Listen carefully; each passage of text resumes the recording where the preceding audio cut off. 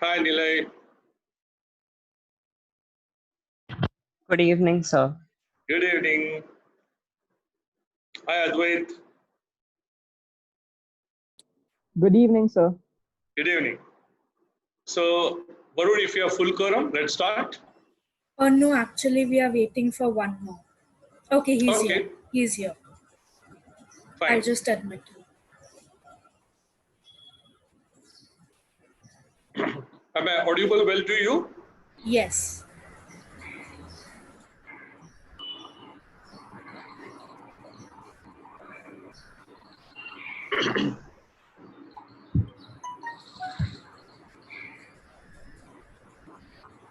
Hi, Josh. Hi. Okay, everyone's here. Shall we begin? Fine. Yeah. Please. Okay. So I'll start with your introduction. We are very fortunate to have Dr. Sanjay Oak with us to give his views on our topic of discussion today: committed citizens rebuilding a fragile world. Dr. Oak is a household name today in the city of Mumbai, as he is currently the head of the task force for Maharashtra to combat COVID-19. Dr. Oak is a pediatric surgeon with a very long line of degrees attached to his name.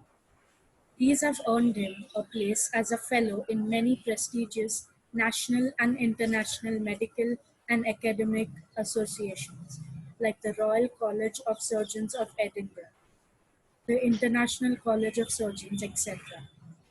Besides being a surgeon, Dr. Oak is also a much sought after administrator.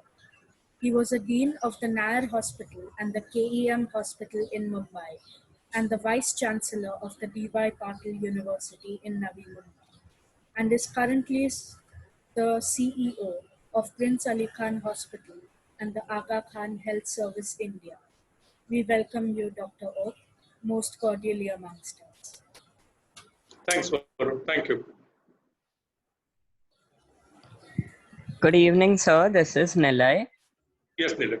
So, what are the challenges faced by you while trying to control the spread of COVID? Right, Nilay. So, what happened was that 23rd of March was a very, very kind of an important date for many of us. That's a time when we started realizing that COVID cases are happening in Mumbai.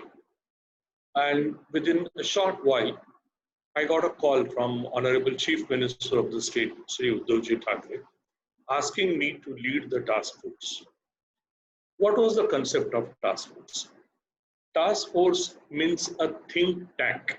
Like you have in your school a conglomeration of like-minded intellectual boys and girls who decide about so many things in the college or in the school. In a similar manner, Honorable CM wanted me to put a group together who would consider, as Nilay indicated, the challenges that were existing and the challenges that were going to come in the next few months. So I picked up about 10 of best of the brains who deal with internal medicine, who deal with infectious medicine, and who deal with critical care in ICU. We had representations from public sector hospitals like Siam Hospital. We had representations from private sector hospital like Bridge Candy, Hinduja, Lilavati. Everybody came together. What were the challenges? The biggest challenge was we were looking at a virus that was relatively unknown to us. So imagine a battle being fought against an enemy who is neither seen nor felt, but who is attacking you, about whom you really don't know much. You don't know what's a morphology. You really don't know what can act against that particular virus. So that was the first challenge, to identify a case in very early stages, because the symptoms were very non-specific. It's like most of us in the rainy season get cough, cold, headache, body ache. We feel like not going to school today, not going to office today. That is a kind of presentation. So when the symptoms are so vague, one tends to pass it under a carpet. And that's the most dangerous time. Because by the time you land up into a hospital, the disease is already in its advanced stage. So that was the second important challenge, as to identify. The third is to know, how does it spread? Does it spread by air? Does it spread by droplets that one virtually showers when one is speaking, sneezing, coughing? Then how do you prevent it? Should you wear a mask? What type of mask? You must have heard the word N95 or triple layer, 3 pliable masks. What kind of masks one should wear? Should one wear a mask continuously? Can somebody step out of the home without wearing the mask? So the next challenge was a lot of public education. To tell people, see, it's very difficult to tell someone, please don't step out your home. Nobody would like that. It's curbing your freedom. But to convince people that this particular way is the best way to prevent you getting from the disease, that was a challenge. As we progressed ahead, we used to meet twice in a week in a virtual manner, and we used to debate almost for about 2 hours. We used to read every line that was being printed in the world in multiple journals and discuss. And then the next challenge was to pick up things which are available to us, which are accessible to us, and which are affordable to our populace. So streamline or form a plan of management which can be made applicable to India, which can be made applicable to Mumbai. That was the next challenge. One more challenge was, we knew by then that the disease spreads by closing on, and therefore came the message of social distancing. But it's easy to speak about social distance. In Mumbai, you know, houses are very small. In a 10 by 10 home or in a room, there may be 6 or 7 people staying. That's the way of life. So where is the question of social distance? So how can you distance from each other? That message being given to people was yet another challenge. And then obviously, as the pandemic progressed, the number of cases were increasing, deaths were happening. So how to mitigate the deaths? How to keep that under control? How to get the people early to the hospital? These are the challenges that task force has gone through.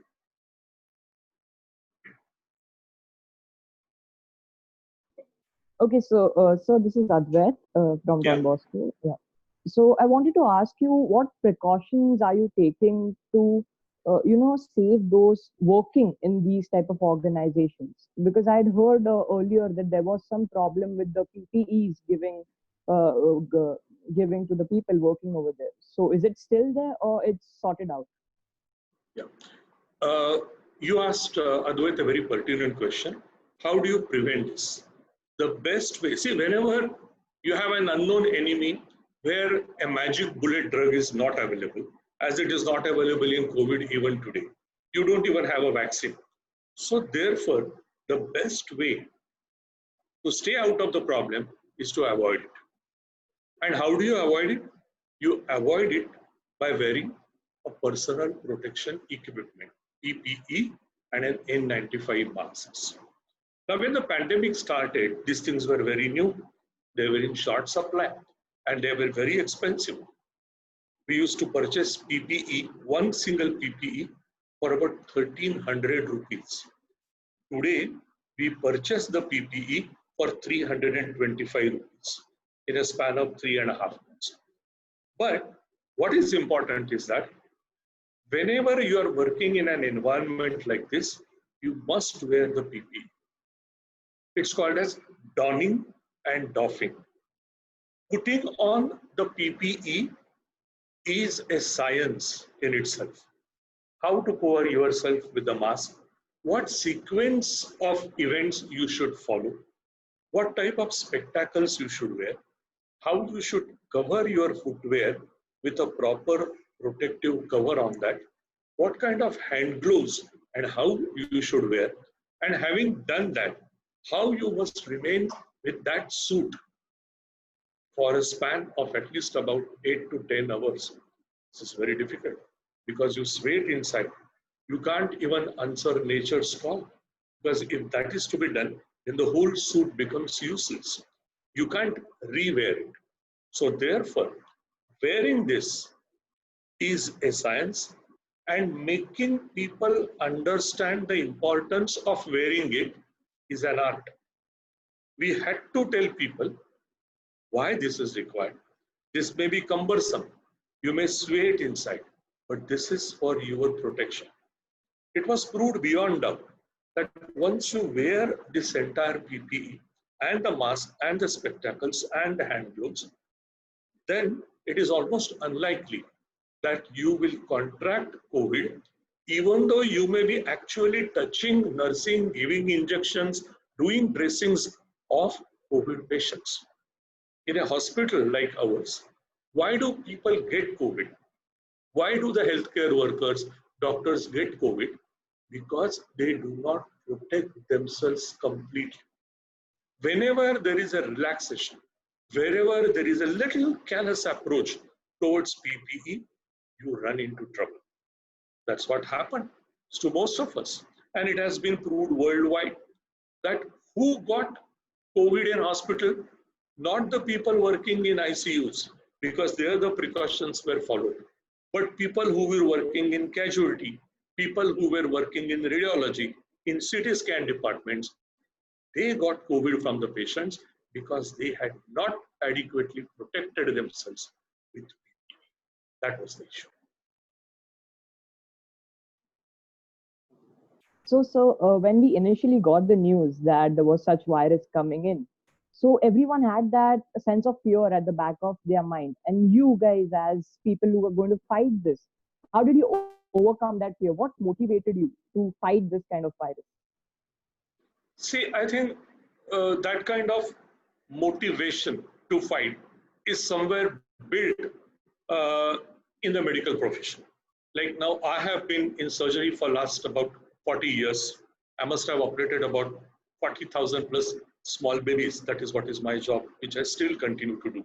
You know, it's a built-in mechanism in a doctor that he considers death as his enemy.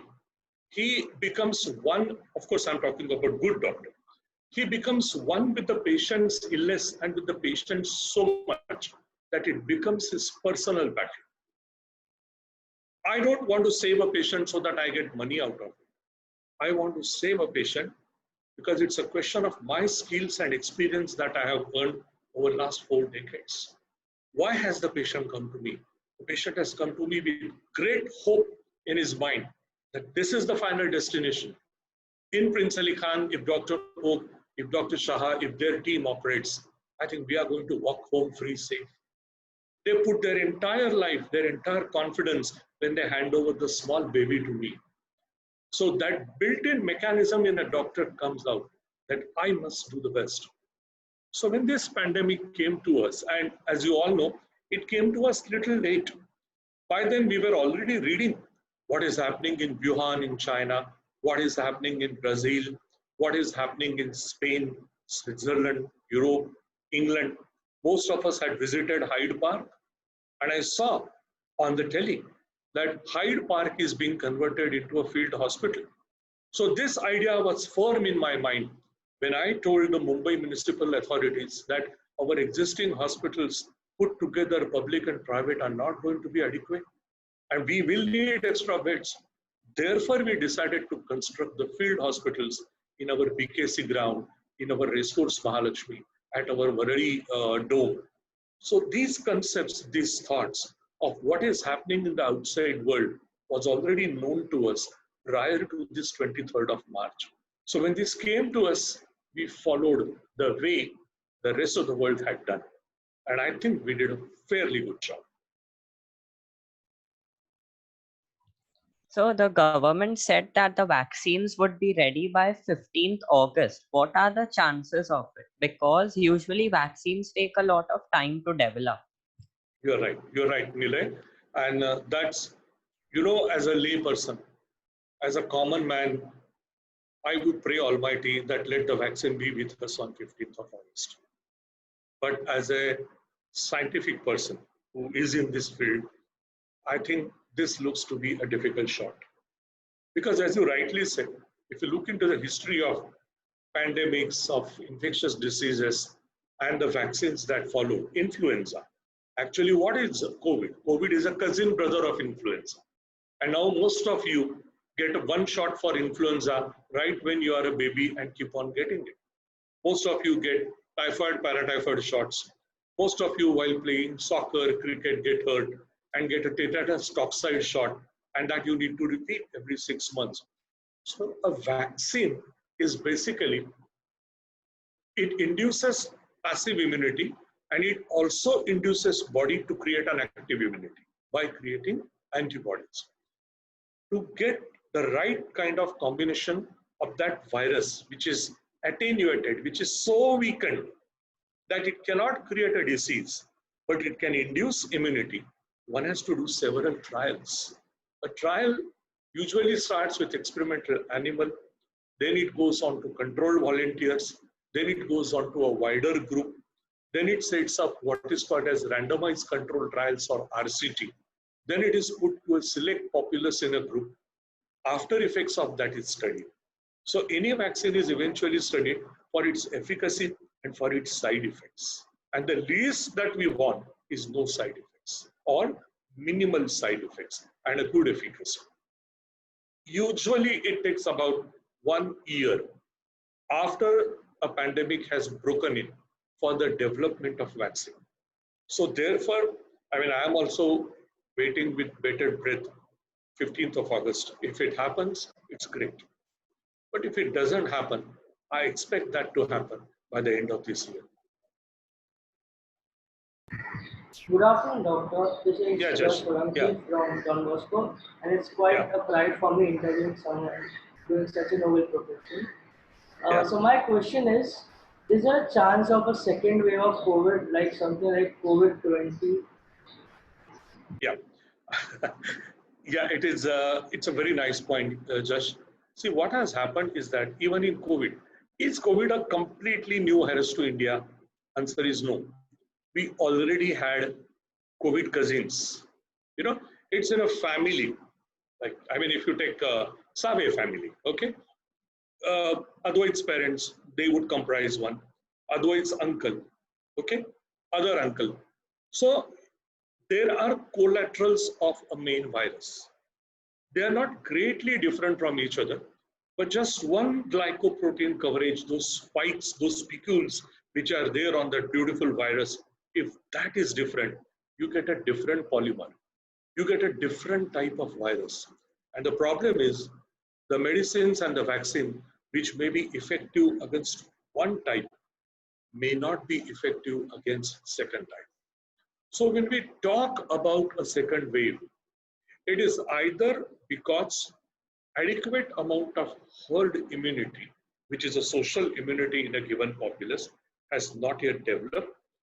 There are cases which are carrying infection within, and whenever they get an opportunity of lowering of an immunity of an individual, it could flare up with a second wave. One possibility, or other possibility is a small polymer change and a different cousin type of a virus coming up and creating a second attack of significant number of cases. That is what is the second wave. Now, if we look at the countries who were affected before us, there have been proven evidences that in Malaysia, in Indonesia, in Japan, in our own country, in Kerala, which had claimed of virtually wiping out this particular thing, there were cases which were noted in numbers exceeding triple digits in a span of about 3.5 to 4 months. So just I would be saying that we must be prepared for an eventual going to happen sometime in November or something. And now we know what is to be done. We are not as lame as we were probably in March. We know that it is social distancing, it is wearing of a mask, it is partial lockdowns, it is staying indoors for a period of 7 or 10 days, and massive efforts of cleaning and sanitizing everything that comes our way. We will be out of this epidemic. So we'll have to keep ourselves prepared. Lot of things are going to change as we have reflected in the title. Our thinking is going to change. See, when your own existence is at stake, and we see so many of our colleagues, doctors, IAS officers, so many of senior bureaucrats, even people in the common pool dying, succumbing to this particular disease, you start questioning yourself. You start questioning to the Almighty that, hey God, keep me alive tomorrow. When uncertainty becomes a norm of life, I think we all move towards a new normal, and that is what we are walking towards it. So, according to you, when will the COVID graph start falling down? Nilay, if you see the current figures of Mumbai, I'm talking of Mumbai, I'm not talking of Maharashtra. You will see that the graph has already started falling down. At one stage, we used to get about 1,200 new cases a day. Today, roughly, we get about 785 to 800 to 600 at times, number of new cases. So the number of new cases being diagnosed are going down. The number of tests being done have been increased. It's not that we are not doing tests, that's why we are not getting cases. No, it's not true. In fact, Mumbai has done maximum number of tests. And the task force played a very important role. We not only convinced the government that we need to do the test, we also set up protocols of how to report that test, because every positive case must be known to the municipal corporation for various measures that need to be taken. And the third important thing, we succeeded in lowering the cost of these tests from about 4,500 to about 2,200. And my efforts are still on to get this cost to a workable limit of about 1,500. So this test is going to stay with us. But with an increasing number of tests, if the new cases being reported are falling down, if the number of people who are being discharged from the hospital are increasing, if the rate of recovery of patients in Mumbai is going up, and if case doubling period is much more than what we started with, I think the virus is already going down. Well, whether it will touch zero, my answer is no. Whether it will become plateau at a lower level of the x-axis, my answer is yes. When it will become, if the same trend continues, I feel that we will eventually go to below about 150 to 200 cases a day in a span of about 2.5 to 3 weeks from now on. And I await that particular. So, sir, now that we have been fully geared with information about how COVID spreads, what COVID is, and how to defend it, would you like to say last few words to lighten the feared minds of people with some hope? When I was preparing myself, because I knew that I'm going to meet the best of Don Boscoans, I saw the school sentence, and the school emblem and the sentence is in virtue robur. Am I right? Am I right, Varun? Yeah. What is this robur? Yes, sir. Robur is a Latin word, and it means an oak. Do you know that? It means an oak tree, mighty strength. That is what it means. So the school has given the right message to you all, and that is, in virtue lies the strength. Now, what are the virtues that should be useful and that we should spread in the community? A, we must tell people, united we stand. It's a time to think for community. It's not the time to think just for you individually. Therefore, it's a time to care for others. And how do you care for others? Wear an N95, do social distancing. Before stepping out of home, ask yourself, can you do this particular work by sitting in the home? Can you do all the banking today? Your postal messages, your communications, most of the things, apart from people like health sector, which I represent, most of the jobs, see all our meetings today in the hospital with our head office in Geneva, they are all virtual. We have stopped traveling. We have stopped flying. So all these are the virtues of employing technology, employing the strength that each one of us have got for the common good of the community through our character, that we will care for each other. I will restrain myself for the sake of community. And at the same time, I will take care of all those people who are not as socially upper strata as I am. And what best you can do? I'm sure all of us, all of you must be having maids in the home, must be having drivers who drive and chauffeur your cars. Pay them. Perhaps we pay them even though they are not working for us for last 2 months. And that is because even their family needs to be sustained. Even they need to be fed. Now this thought is your character. That is your virtue. And finally, whatever we do, we excel in it. So it's virtually the Don Bosco principle of in virtue robot, or in virtue lies the strength to fight this pandemic. With that, we conclude our interview. So we thank Dr. Oak. It is my pleasure and privilege to thank you for being with us on this group discussion. So thank you so much. Thank you, Varun. Thank you. Once again, Thanks. thank you from all of us at Don Bosco. Thank you. Thank Bye. you, sir. Thanks. Thank Do you, all the sir. good. Thank you. Have a Bye. nice day. Bye. Have a great day.